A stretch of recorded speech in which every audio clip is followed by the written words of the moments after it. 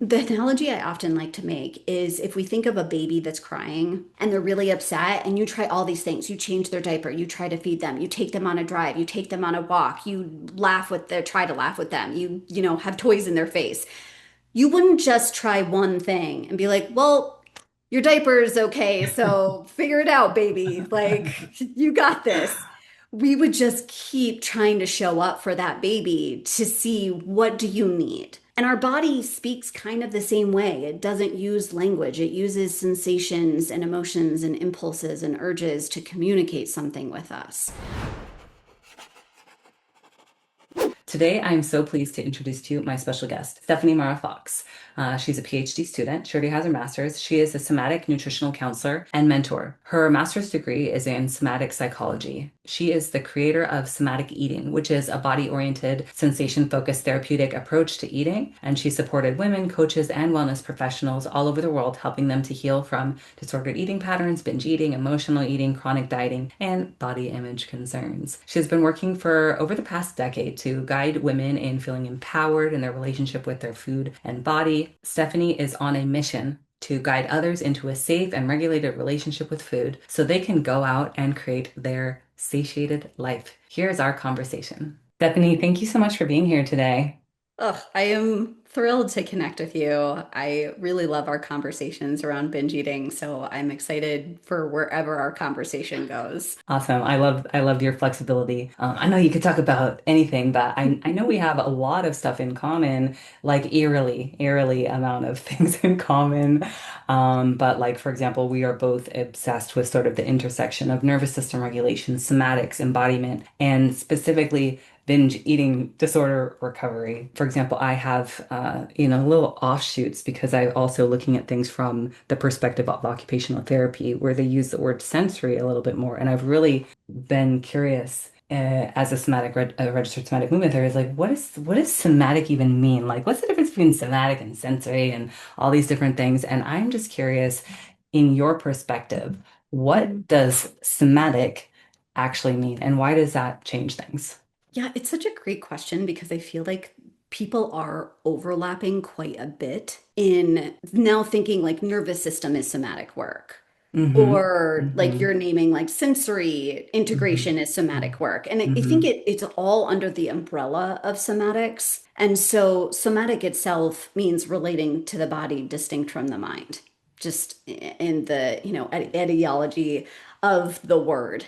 And what somatic psychology does is it's focusing more on body integration. Something that I've been seeing more somatic practitioners and things that I'm reading kind of starting to integrate the word body mind because with the popularity of somatics now just the same disconnection, instead of it being mind over body, now people are kind of starting to feel like it's body over mind. Rather Mm-hmm. than we're working towards these two things communicating with each other really well and kind of being like this is one word, like your mind and your brain and your head are not disconnected from your body, it's part of your body, but Mm-hmm. the felt sense and these sensations and the emotions and all the kind of interoceptive awareness of how our body feels often hasn't been integrated into a lot of modalities that are solely focusing on the thoughts in our head. And so what got you interested in somatic sort of thing? I know that you also have had an eating disorder history, and how did you learn about somatic work and yeah, like what brought you to where you are right now? Yeah, as you know, it's always a long, winding path and story. But I always like to start with, in my early 20s, I started getting severe digestive issues. And that's the Mm-hmm. kind of the first thing that woke me up. That Mm-hmm. was like, ooh, something's going on here. I got a colonoscopy and endoscopy done so young, and they didn't find anything. And so they just diagnosed me with irritable bowel syndrome and like sent me on my way. And Mm-hmm. I had no answers, no idea what was going on with my body. Why was I constantly in digestive pain? Where, at the time I was in college and sometimes I would literally leave class. I was in so much pain and I'd Mm-hmm. have to go back to my dorm room and like lie down until it passed. Through going to therapy and then therapy suggesting yoga and then getting fascinated by yoga and then becoming a yoga teacher. And I did a year and a half of AmeriCorps and I was a food coordinator at a drop-in center for at-risk and homeless youth. And the person I was working with at the time that was the activities coordinator was like, "Have you ever heard about somatics?" And I was like, "No, what is that?" And she was like, "This is the next step for you." I was like, what are you talking about? So I went to Naropa University, which is in Boulder, Colorado, and she gave me the book on Naropa and knew that I was very much into Buddhism and yoga at the time. And Hmm. so I kind of like was just deep dove into all of that. And, throughout a lot of explorations at the time, I started to realize that a lot of my digestive issues and even the struggles with the binge restrict cycle were all grounded in a trauma response in my body. And I think it was all the explorations of nutrition and yoga and mind body connection. And then finally, once I got to doing my master's degree in somatic psychotherapy, that's where things really started to click for me, where I was like, this is a somatic response. And the funny thing is that I never formally went to any therapeutic modality for like a quote unquote an eating disorder. I was like, there's something going on with food in me, and I'm not quite sure what it is, but I felt like, is this really about food? Because I noticed all the time that when I ate it, it wasn't like I was getting much out of it. Like Hmm. I didn't really like find the experience of binge eating really pleasurable. I always found it like there was this desperate wanting to feel something different. And Hmm. food was the most readily available way to do that. And so, knowing now that all of this was a response to the sympathetic nervous system and having to kind of process non-verbally, because at the time I had done so much verbal therapeutic modalities that Hmm. brought in a lot of really great cognitive awareness, Hmm.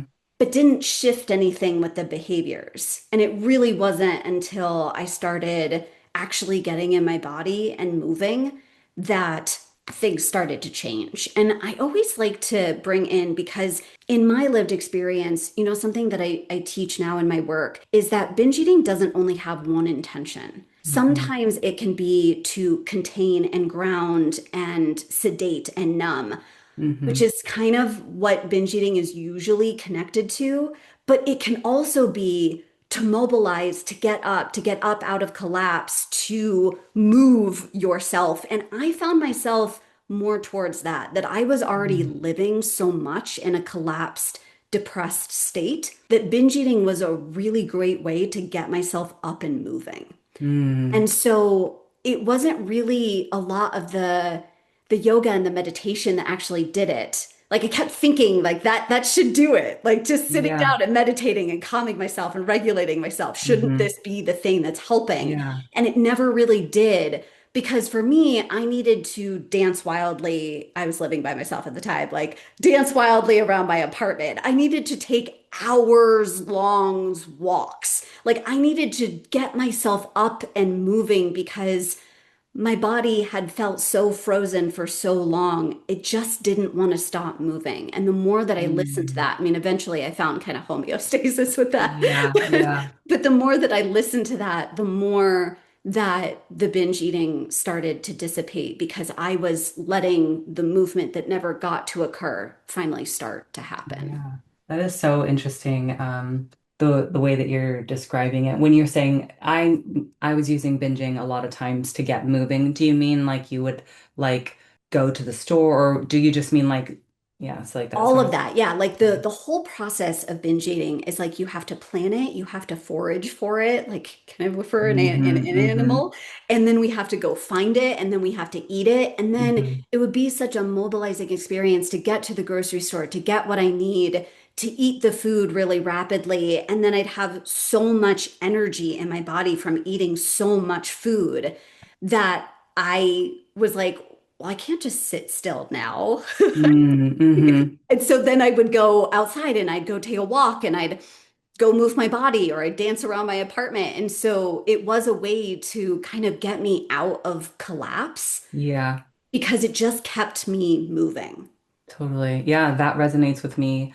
I feel like I've had both of those experiences where it's like binging is to numb out and just have a reprieve for a moment from the stress and the monkey mind and all that sort of thing. But I've also had that experience where it's like, I just feel like I'm tired or, sort of in that collapse state. And then the binge was the motivation, kind of motivation, but also like what my body knew. It was like the Mhm. somatic pattern for me was like, I know how to get up and I walk and I get my keys and I go to the car and then I go to the store. And I've definitely, reflected back and been like, maybe I just needed to get out of the house. You know what I'm saying? Because that oftentimes it's kind of like I'm in the house all day or whatever, and that sort of urge would arise.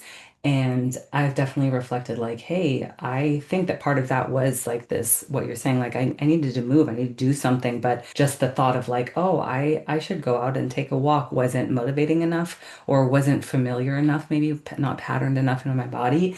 But instead, the thought of like, oh, let's go out, let's do this, it's this exciting thing, you're out in the world or whatever, but like it may have just been like the need to like move and do something, but yeah, it just manifested as a binge episode. Yeah, yeah, I totally resonate with that. I think also, I always like to normalize because I feel like there's a lot of fear when binge eating dissipates of like, but what if it comes back? And that's exactly something I experienced where I think I had done enough nutritional explorations and there was kind of like a hiatus that happened for about a year where it was like I was so a little rigid in my routines of like I eat at this time and I do this at this Hmm. time and I'm gonna Hmm. like my self-care was like so important because I so didn't want to go back to that.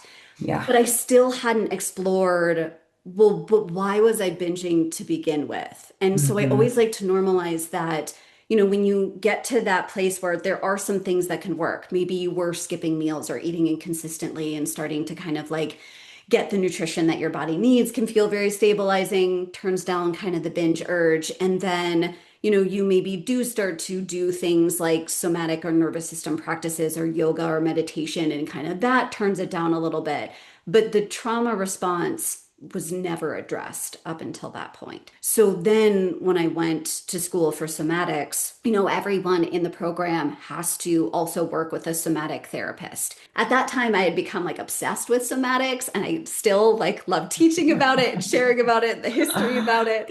But I'd never actually done somatic therapy yet. And so that was kind of my first opening towards, well, what is this work actually like? What is it actually from my lived experience in my body? And that's when the binge eating actually came back because I started to explore the things that felt so dysregulating and going through memories and actually feeling through things that I'd never felt through and moving through things I had never felt through, that I think my body just remembered, well, what helped us in the past through this? Right. Oh, it was food. Yeah. And so it came back really strongly.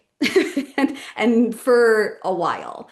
I would say it probably came back for maybe another year. And then as things started to regulate and I started to get more comfortable with a sense of safety in my body and move through things, it slowly, like, I don't even know when the last binge was. It wasn't like I was tracking it of like, Yeah. oh, that was the last binge on X Right. date. It's Right. just all of a sudden I looked back and realized, oh, I'm not doing that anymore. Yeah. And so it's so funny when people ask me, well, what was the thing that ended it? I feel like it's a compilation of things. And it was everything that came before that. And then everything during that, that there was no one thing that was kind of like the nail in the coffin of binge eating.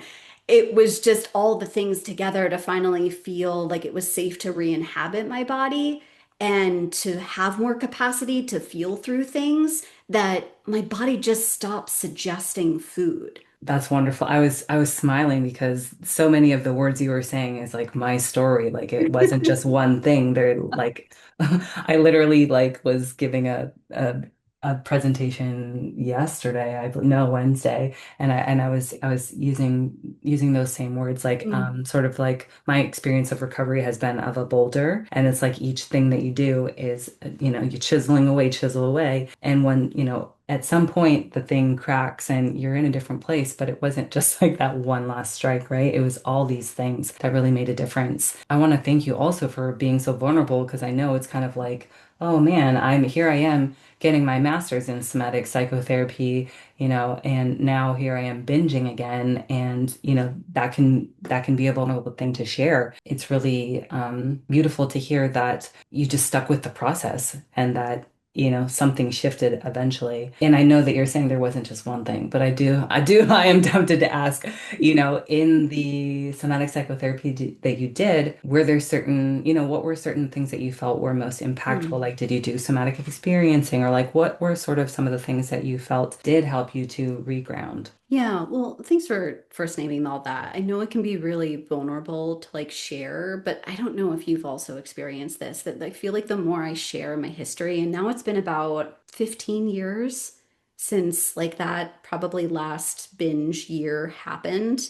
And so I feel like it's so important because there's so much shame about even the act of binge eating. And if that is one thing I would love to decrease, is just the experience of shame because it does Yeah. perpetuate the binge eating. And Yes, that if we can absolutely. start to update that it was the wisest, most adaptive thing that any of us could do, even decreasing the shame could make a huge difference in that, like, all the things that we think about ourselves or that we're told about weakness or willpower or lack of control, or it's not about any of that.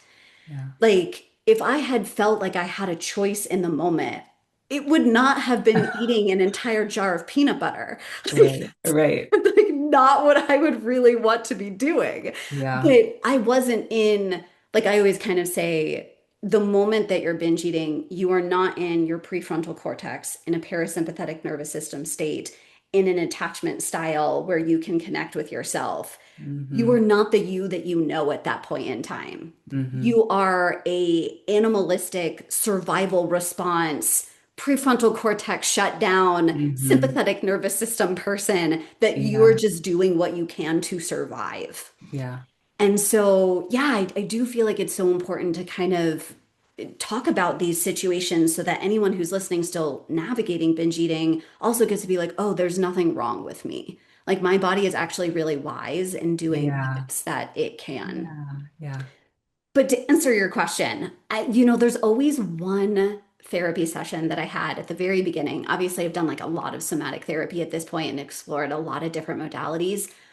15 years ago, somatic experiencing was not as popular. Mm-hmm. So I feel like I've seen the explosion of somatic experiencing over the Mm-hmm. last, probably through the pandemic. I feel like a little bit of when people start learning about somatics, that it's just somatic experiencing. And Mm-hmm. somatics has such a rich history in so many Mm-hmm. things that brings it together. And even somatic experiencing brings together so much history of somatics. So the somatic therapist that I was working with at the time, I think was more like Hakomi Gestalt kind of orientation, and also like Eugene Gunland with focusing and, really just kind of focusing on the body and the felt sense and starting to feel into my body. And at the Yeah.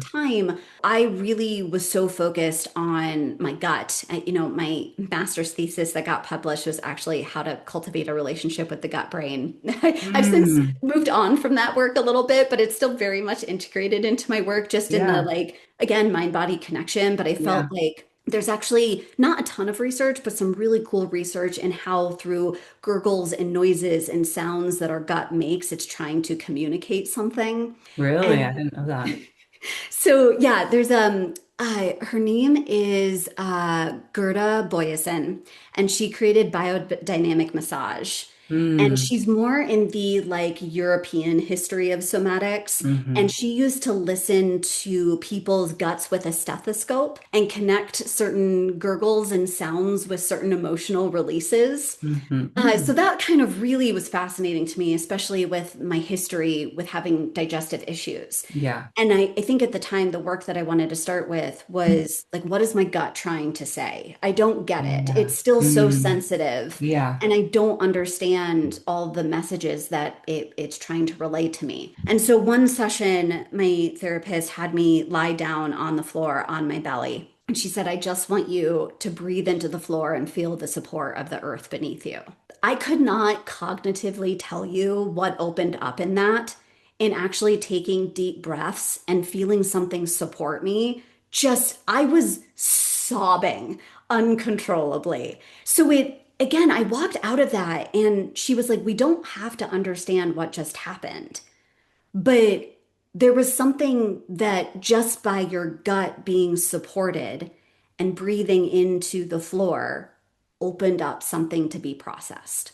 Mm-hmm. And I think that's something that's so fascinating about somatic work that it can be helpful sometimes to understand what was it that maybe came up in those moments. But I still to this day don't feel like I could guess about like some pieces of my history that Mm-hmm. like Mm-hmm. maybe that was like, some processing in some way or digesting, but I don't really have to fully know. All I Yeah. know is that I came out of that experience so profoundly in a parasympathetic nervous system response that I like didn't know what to do with myself. I was like, I don't know how to stay here. I don't know how to Mm-hmm. live in this response. Mm-hmm.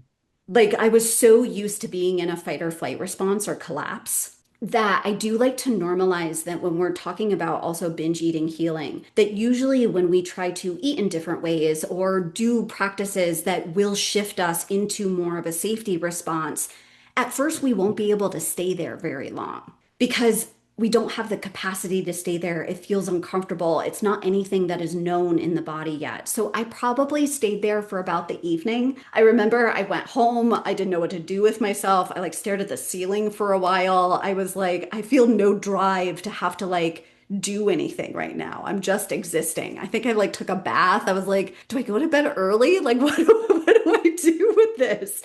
So that I think was my first experience of like, oh, that's how some people in this world feel all the time, just in Mm-hmm. living more Mm-hmm. in their parasympathetic response. Not that we're, we're always moving in and out of both, all nervous system responses all the time, but I lived such little amount of time there that I had no idea what that felt like. So, and I see this with a lot of those that I work with now, that there's some kind of trauma response or nervous system stuckness or dysregulation that your body has gotten accustomed to. And it feels like it's a food problem, but really, I always see it as it's more of a survival issue. And then Mm-hmm. all of the food things that happen for you were actually the answer. They're not the problem to be fixed. Anita Johnston, in her book Eating in the Light of the Moon, she has a great quote in that about how like the food and food behaviors and eating recovery can kind of become the red herring,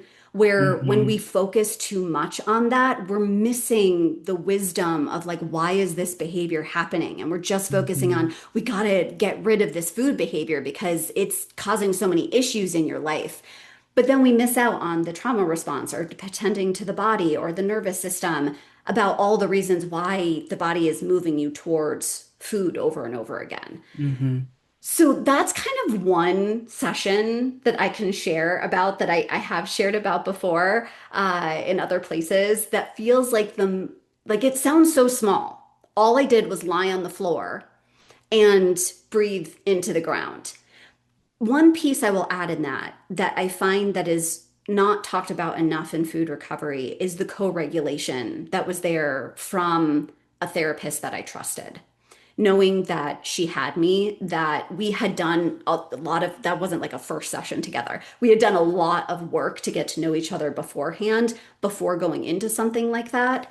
And that co-regulation piece I find is actually one of the primary most important pieces in food recovery of like, are we getting messages from other people, animals, nature, external things that sends the message to our body, you are safe to exist here. And Mm-hmm. so often a lot of these somatic practices that are suggested on social media, they're all self-regulation. And Mm-hmm. sometimes we don't have the capacity to do that yet, to send the message from ourselves to ourselves that you are safe to be here. Sometimes we have to do a lot more work beforehand to co regulate and even start to understand this is what safety could feel like to then know where are we even guiding ourselves. Like if we Hmm. don't live in that nervous system response, how do we know where we're even trying to get to go in our bodies? So I have a lot of people who sometimes come to me and they're like,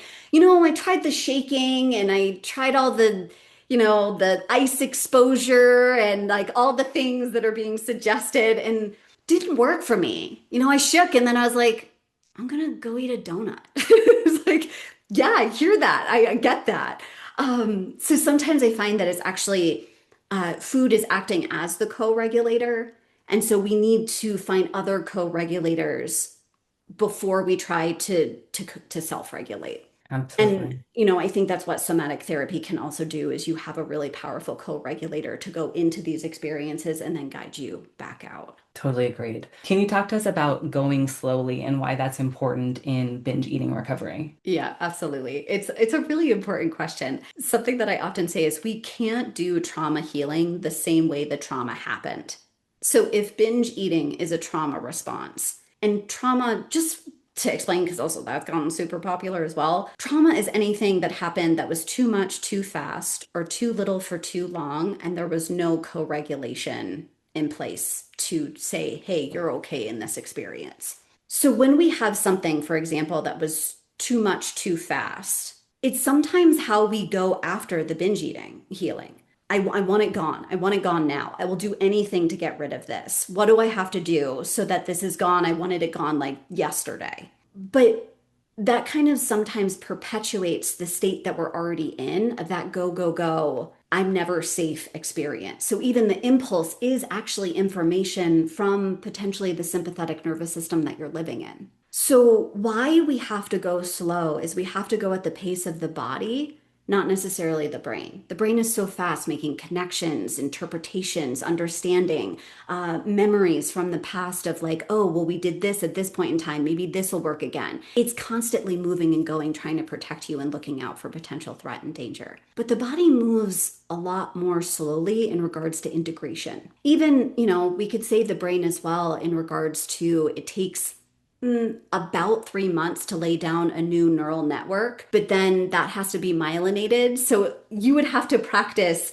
something every single day perfectly for 3 months for something, there's posts that's like, oh, in 3 months, you can have a new pattern. And it's like, yeah, in an ideal world where you like are nailing it every day for like 3 months, sure, you could lay down a new neural network, myelinate that, and that become your new pattern. But that does takes time, and not just time, but repetition.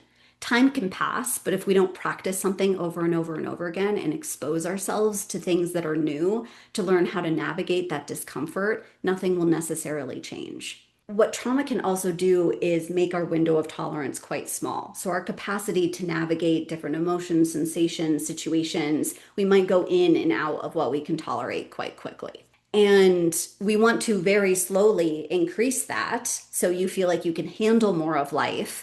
But if you try to do something that knocks you out so far out of your window of tolerance, you're kind of just right back in a trauma response where you're leaning on the only things you know how to do, which might be food or body image behaviors. So we want to kind of ride the edge of like, this is funny to say, but like unsafe but safe enough. Yeah, yeah. That it's Just like, the edge of your comfort zone. right, exactly. That it's like this feels uncomfortable, but it's the amount of discomfort that I can be with that feels manageable so that I'm very slowly exposing myself to new situations, to new behaviors. Like I even say the goal isn't when you're first starting to try to decrease binge eating, isn't to try to decrease binge eating.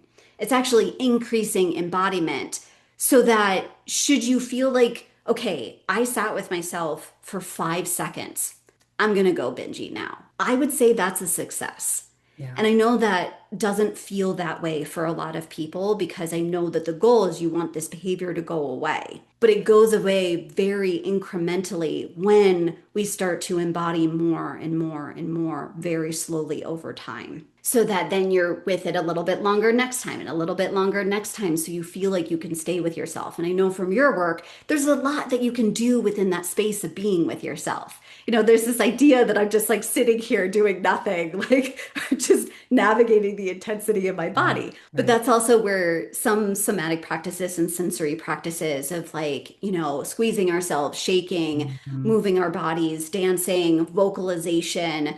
If cold exposure works for you, great. But there's so much you can do in that space to support yourself in, I think of it more as like flowing with the discomfort, as if the Mhm, discomfort's mhm. just like a friend in the room and I'm like having a hard time like being around them. I'm like, how do I like ebb and flow with this discomfort in the room rather than it's like I have to do battle with it or it's the Right, enemy or I have to get right. rid of it. It's how do I create a relationship with it? Mhm. And there's a lot that we can do in that space. Yeah. And there's so many things there that my mind was going to so many places as you were talking. But I definitely, in my own experience, I did feel like that through increasing my own embodiment, that would potentially be the key to my own healing, and that what inspired me to get my doctorate was in somatic psychology, because I was like, I feel like this massive disconnect, between the person who wakes up in the morning and declares, today's going to be a different day. Today, I'm going to feel my feelings. I'm not going to the store today, like all the intention setting of the morning. Mhm. And then the nighttime person who does the opposite of Yeah. those stated, I'd write it down and I'd put on post-its on the wall and stuff, and I was still doing something different. And I felt as I reflected on that behavior, like there is a huge disconnection between my mind and my body, because my mind is saying one thing, my body's doing something else, and I interpret that as this real like disembodiment, lack of embodiment, or uh, whatever you want to call it. There's different words to call it, but I essentially felt like that potentially, like somehow, some way, bridging that mind and body gap would be really helpful for me. And I did feel like the urge was really a critical point, in helping with breaking that cycle. Like, okay, if I can be with this urge, if I could be with it for just a second or a few seconds, then I'm like putting that, I'm making a pause, I'm putting the break between the impulse and the action. I'm like, trying to interrupt this compulsive loop through, using actual, like in a neural way, right? And Mhm. but yeah, it felt really hard. All the normal tools that I was familiar with, which is, I'd say some of the more popular methods would be like urge surfing, Yeah. and those sort of things. And there's some other methods that are out there, right? Mhm. That are cognitive based or mindfulness based. And it felt like it was just too much to handle just to think about those sort of things. But for me, using the body, in using sensory strategies and so forth, literally like squeezing myself, doing things that are actually commonly used in therapy practices, working with patients who have, tendencies towards dissociation. They'll tell the patient, hey, feel your feet on the ground, like, squeezing your own hands or doing things to help them be like, you are in a body, you have a body, you're not swirling out of nowhere, you are here and you can stay here. And so I felt like those were sort of like really tangible things that actually helped me to stay in the moment. And yeah, I mean, I'm still on the journey, but I just think that I'm in agreement with you that really trying to be present with oneself in the mind and body. And mindfulness is a weird word, and I think that maybe you're in agreement with me, because I think Yeah. you went to Naropa is where Christine Caldwell teach, Yeah. oh, right? Okay. Yeah. So people who might be listening or watching this, she wrote this book called Bodyfulness, which is an amazing book. And it's basically Great kind book. of like talking about the weird thing about the word mindfulness, because we kind of tend to think we want mindfulness, right? But when you think about that word, you're like, do we really want to be so full in our mind and just in our mind? How about the word bodyfulness? Like, what if we can be present in our body? Like maybe it's a little bit more similar to our the way that people use the word embodiment or something like that. For me, the mindfulness alone was not enough to help me to get through an urge, or to be present with the urge without just being like, I can't freaking deal with this anymore. I'm going to the store, right? But having more bodyfulness, or a more physically grounded experience in the moment, that actually was something that was actually really helpful to allow me to be like the way that you were describing it, like, not necessarily battling, but like being to be like, I can be here. And again, people might be able to be there with just being like noticing. Some people might need more heavy duty strategies like splashing water on their face. For me, the body really has been an ally. Yeah, I completely agree with all of that. And, something else that you're kind of pointing out is sometimes this habitual way of being in the body. Like I was also like a master of dissociation as well. And so it was like it was so habitual in like this is how I exist. Hmm. And I think it was also, through my time at Naropa, it was kind of really exploring new ways to exist in the body. And some of that was also like, even if you think about when you dance, there's like a plane that you usually like dance within.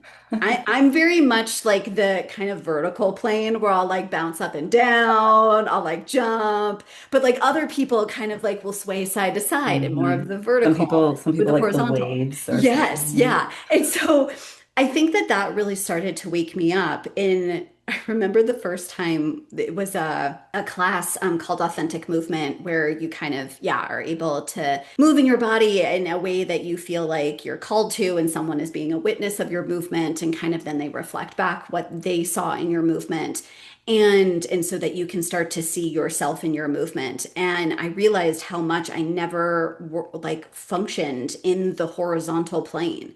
I never also went to different planes of existence where I would look around at sometimes at my cohort members and they'd be like rolling around on the floor and like snowmanning on the floor or whatever it was. And I was like, oh, you can do that?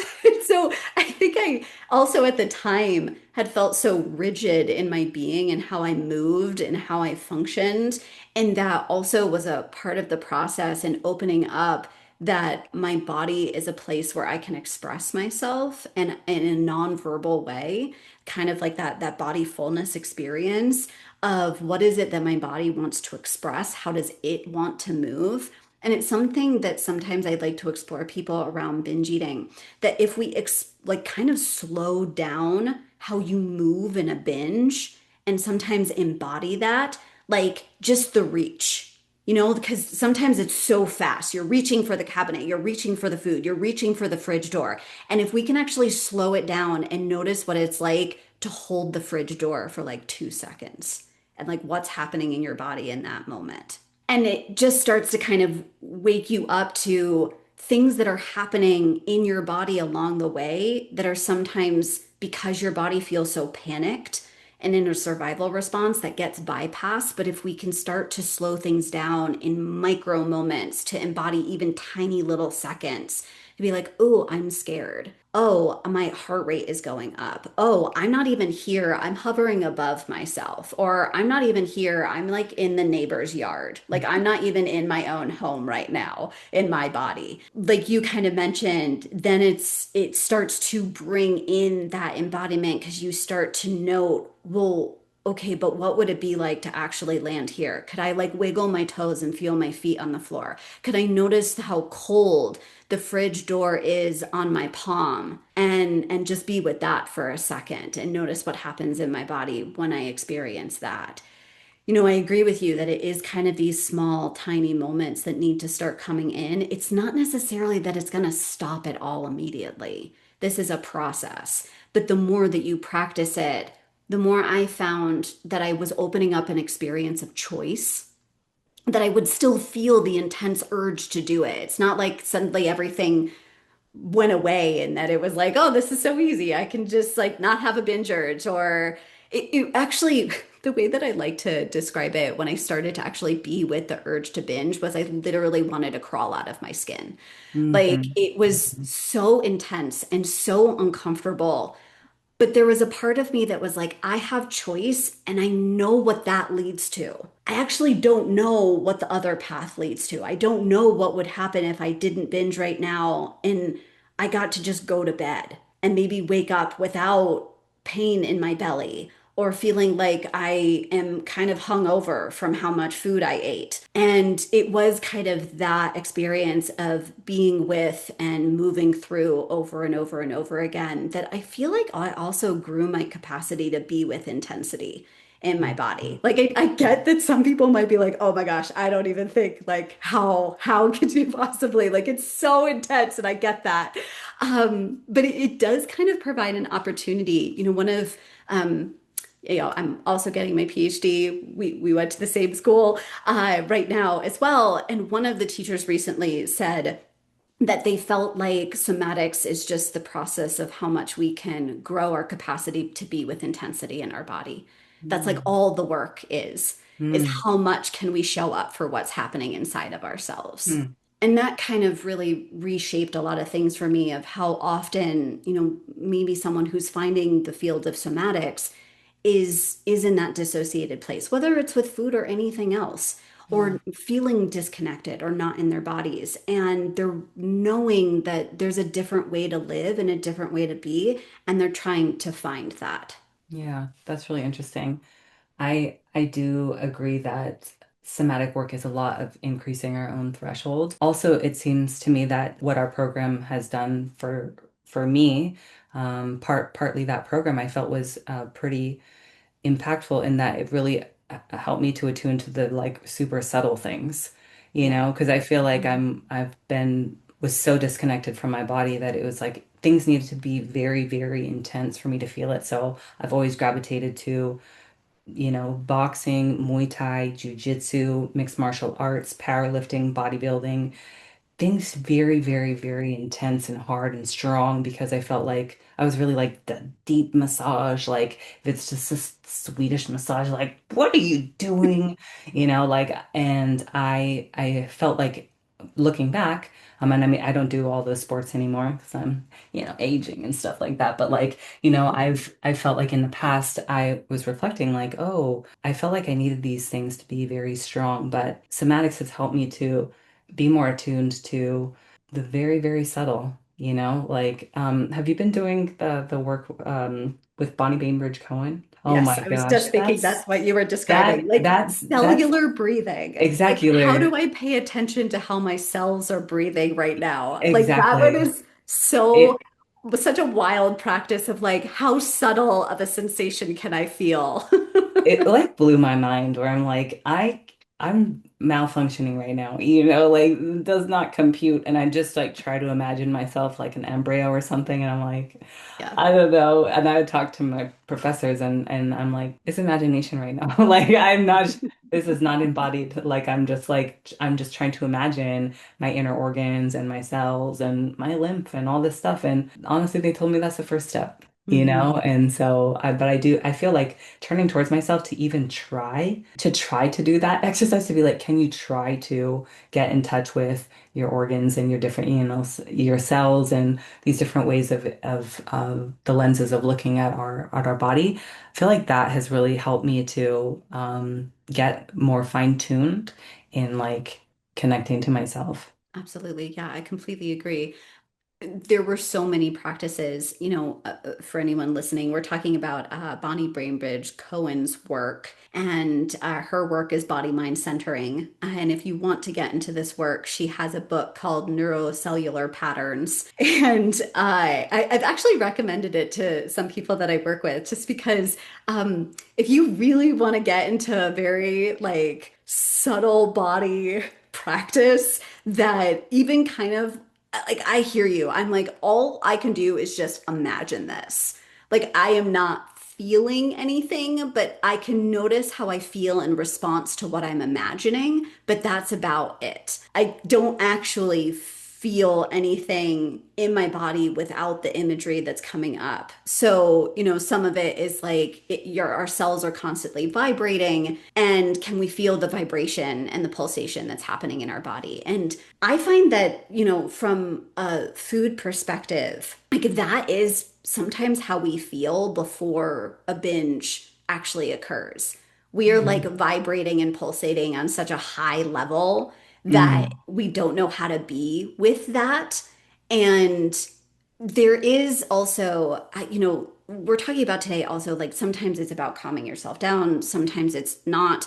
Sometimes it's kind of like matching the energy. And I always like to bring in that Stanley Kellerman, also a major contributor to somatics, he created something called formative psychology, and he had something called the bodying practice. And his theory was always that when we have intensity in our body, we actually have to match the intensity before we try to change it.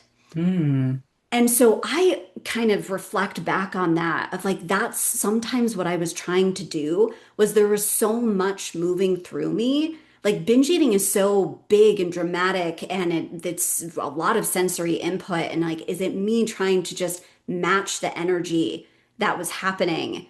And I agree with you. Like I was also drawn initially to like really intense bodybuilding classes and weightlifting. And I think there's something to be said that sometimes you need that at the beginning of binge recovery because there's something about that that matches the binge eating, like the way that it mm, feels. And like I find still today that sometimes just lifting something heavy can be the most supportive thing. It doesn't have to be for a long period of time or with any intention of like trying to get anywhere with it, but just lifting something heavy is such a proprioceptive embodying experience of like I am here in my body and my body is lifting something heavy right now. And mhm, so yeah, I think it's I had an interesting conversation with someone else on my podcast recently about it takes time to get into the subtle, mm, mhm. and like it's so important to get there. I think so too. But I find that I don't think I could have started paying attention to the subtle and that work like when I was in my binge eating years. Like that would Mhm. have been so dysregulating. I probably would have gone home and binged. I'm curious, yeah, about your Oh, experience. I mean, Yeah, I definitely think that a lot of the things that I think are important or things that I found helpful in my recent experience, relatively recent experience, if this was, for me, I binged, starting, in probably my preteens, but then it was, really bad in my 20s and 30s. And, if people said some of the things that I say now, I would just be like, basically shut the fuck up, like people saying, "Oh, well, take a bath." All the things that people say where it's like, why don't you write in your journal, call a friend, take a bath, take a walk, like things like that. I'd be like, "You think I haven't thought about that?" Like it doesn't help, you know what I'm saying? yeah, But now that I am on the other side and things have shifted, again, I think similar to your experience, it wasn't just one thing, but somehow things have shifted over time and now I'm in a different base. And you know what? I think all those things are reasonable suggestions and tools. I think totally. calling a friend and writing in a journal and taking a bath and taking a walk all sound sensible. It doesn't sound completely dumb. I understand for some people it's like there's still this there's still a huge there's a disconnection and that does not sound like it's helpful and I get it. And I think in those circumstances, yeah, you have to find something else that works. But I think ultimately um, t tools that change that help you to get what you need are helpful. And so it could be like regarding the sensory system, taking a walk or getting in a bath or lifting or doing those sorts of things can be helpful, leaning on people. The way that I interpret recovery as well is basically in enhancing our ability to attune to what we need and then being able to deliver it to ourselves. So if we can distinguish like, hunger from anxiety, from, stress and anger and thirst and boredom and tiredness or whatever, we can identify what's going on and then we can respond appropriately. And I think that it's really common in, eating disorders where we don't know what we're feeling. Therefore, we can't give ourselves what we need. Yeah, But I definitely agree, like some of the things that I think are good practices, such as, really trying to refine your subtle attunement and your somatic attunement to oneself and, do these different practices. At some stages, it's just kind of like, maybe this is not the right thing to focus on. I do think that there's value in those practices for sure. But maybe some people who, for example, are in sort of like crisis mode or whatever, and maybe they need to go to a residential facility or an inpatient facility and focus on maybe some of these bigger things first. And then when they're ready, then it can sort of kind of like refine down to like, working on community and living in your values and like improving, your sense of hunger and satiety and stuff like that. But I agree that it's like sometimes it doesn't feel like this is relevant or helpful. But we're in a different space right now, and this is something that we have found valuable, but not everyone is in that space, and that's okay. I love how you put that because it points out just the process. Because I agree with you. Now, if someone said, well, why don't you get in the bath? I'd be like, yeah, that does sound really good. But like back then, I'd be like, that doesn't do anything. I just sit in Mhm. warm water and then I go binge. Oh, yeah, or I wouldn't even take a bath. I'd be like, yeah, that's a no. I'm going to the store. Wait, so I love that you pointed that out because I completely agree with it that yeah, it is matching where you're at now. And I find that because somatics is getting so popular and especially on social media that it people are trying to make it cookie cutter. Oh, when you Mm-hmm, feel hmm this or if hmm you're going through this, you should do this practice. But that's even not the point of somatics. It's about attuning to what does my body need right now. And it doesn't even have to make logical sense. But all of the practices, I don't want to diminish, they can all be supportive, but it has to match where you're at and what you need. And so that's where sometimes I find the initial work is like you're naming too, is how do I start to identify what I need? How do I start to listen to that and interpret it and understand it? So then I can apply, okay, yeah, really, squeezing my body would actually be the best thing for me right now, or feeling my feet on the floor, or just lying down on the ground. Or sometimes I like to suggest like pushing against a wall just to like hmm feel your sense of Yes. like push. Yes. But, if you apply that to a situation where that's not the practice that you need, often you might feel even more frustrated and be like, well, this somatic stuff doesn't work. I'm just going to go binge. hmm hmm And so, if you can slow down enough to be like, okay, I have all these ideas of what I could do right now. And sometimes I find like writing a list, like I wouldn't remember in the moment what else I could hmm lean on. Like, I'm not going to hmm remember that. Right, So, right. I'm if you totally can that write a list. list of like Yeah, all of your options and be yeah, able to reference that and be like, yeah. okay, I'm going to pick one thing. And then notice if the intensity in your body increases or decreases. And just starting there, not with the expectation of this one thing that I'm choosing has got to be the thing, because we just don't know until we actually embody it. And it hmm doesn't mean that you're doing something wrong. You just don't know potentially yet what would work to help your body feel safe again. And so when you practice it, you're like, oh, okay, so I squeezed my body, or like I felt my feet on the floor, or I danced, or something. And then you pause and you notice.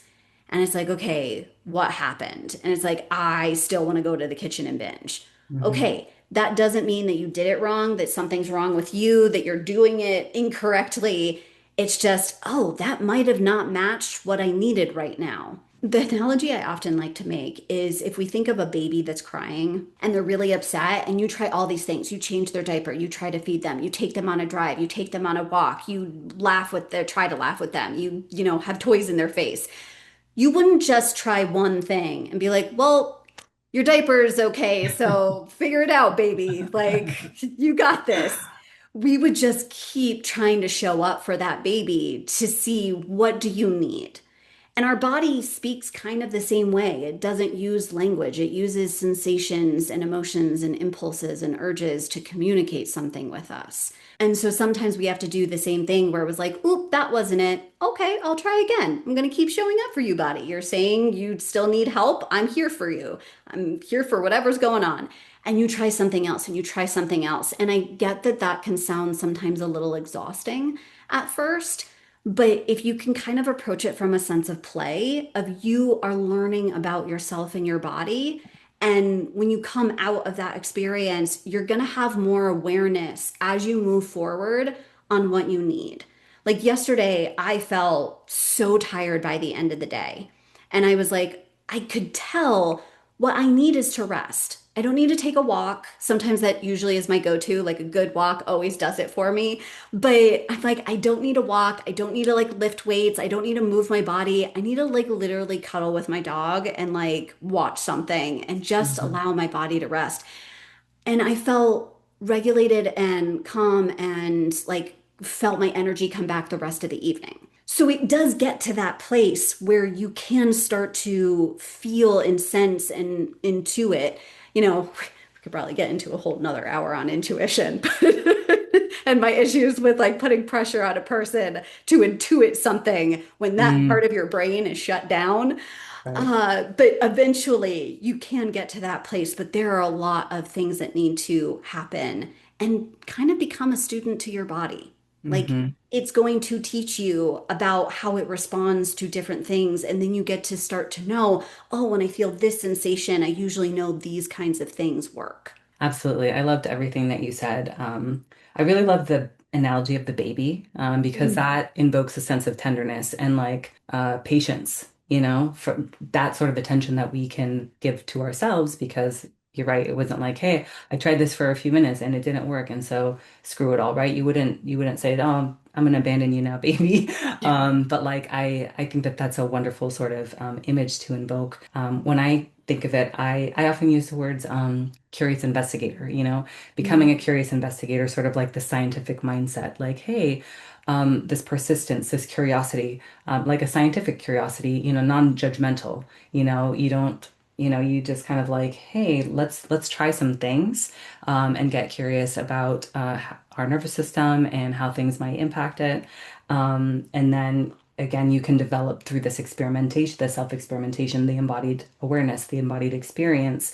And you're right that it's probably not going to be one thing every time. Like, hey, I know if I do this one thing every single time, it's going to get me to where I need to be because obviously we need to adapt to the circumstance. And sometimes logistics, maybe a certain place is not conducive to the strategy we want to gauge, or for whatever reason, that one thing is not going to get to that one place. So we need to have experience with different things so that we can adjust. And that's part of what we want with our nervous system, is not to be rigid and not to always be a certain way, but to be able to adapt to the circumstance. And if we have the embodied awareness of, hey, this is something I've tried and it helped me in this way, or did this to me, this is another thing, then even though there are infinite amount of things that we can try, but the more and more that we practice, then we can spontaneously be like, hey, I know that this was something that I tried that was helpful. And I've definitely done short lists before. Well, I've done many type of lists, but I've definitely done short lists where it's like, hey, these are some of the things that I know if I'm feeling really urgy, bingey, cravey, or whatever,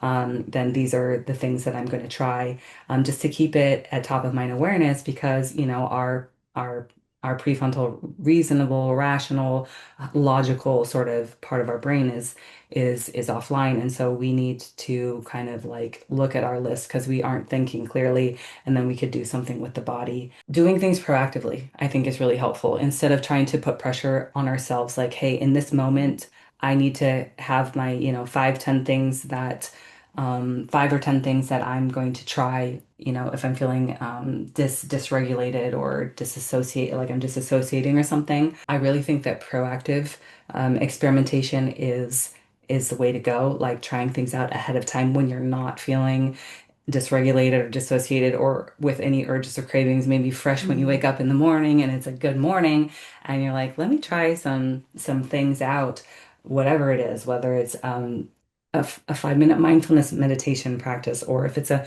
5 minute yoga practice, or taking a cold shower or something. Like if there's certain things you're like, I think that this might help me in the moment of an urge, I think it's a really good idea to do it when you're not in a moment of an urge. And so then it kind of becomes more in your body, so that in that more difficult moment, you already know what it feels like. You've already gone through the motions.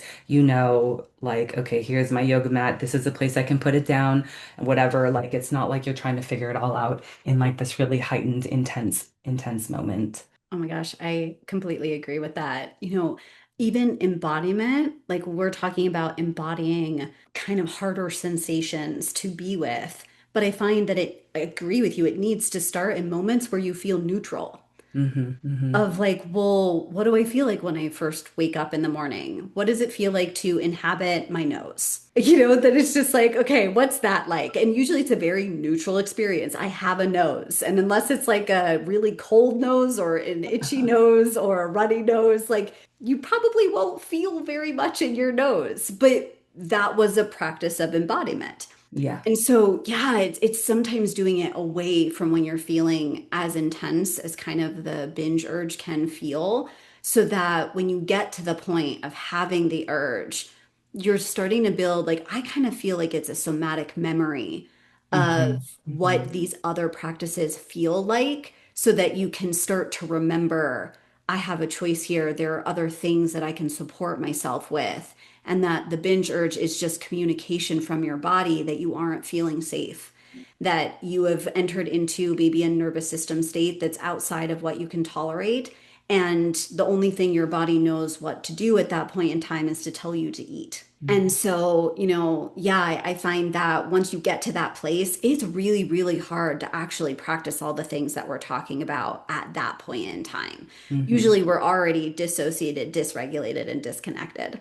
Hmm. And so to practice in that moment may feel like like you're a failure or something, which I pause saying that word because you're not. But Hmm. that's what can kind of come forth is like, Hmm. oh, why couldn't I do it? Why couldn't I have like rode the wave of the binge urge? Hmm. And Hmm. it's not about that. It's that like your body doesn't know how to navigate what is happening in your body in any other way yet. And so I Hmm. so agree with you in starting to practice in other situations. Like I always think of emotions as like water currents, and start Hmm. practicing like showing up for like the water current of like a babbling brook, or like the water current of like maybe some choppy waters. But a binge urge is a tidal wave. And like you might not have the skills yet to surf a tidal wave. So, first we need to practice some of the things that we're talking about in other intensities. Been so great to have you here with me today, Stephanie. I feel like we could talk forever on, we have so much in common. I know we're like this. Is there any last words you want to share or like a good link to send people to who want to get into your Oh, world? sure. Yeah, yeah. So I would say last words that I often like to give is just continue to meet yourself with so much compassion. Like I find sometimes even the practice or the work is how much compassion can I meet myself even after a binge is over? Reminding yourself I didn't do anything wrong.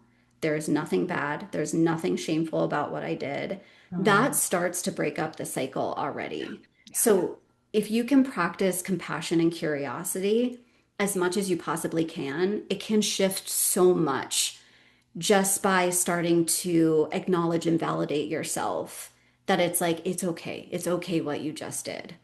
And then you can kind of meet it with curiosity of like, what was that trying to do for me, not against you? Because your body's on your team and it's like always trying to do things for you. I love So that. if you want to check out more of this work, I call Somatic Eating.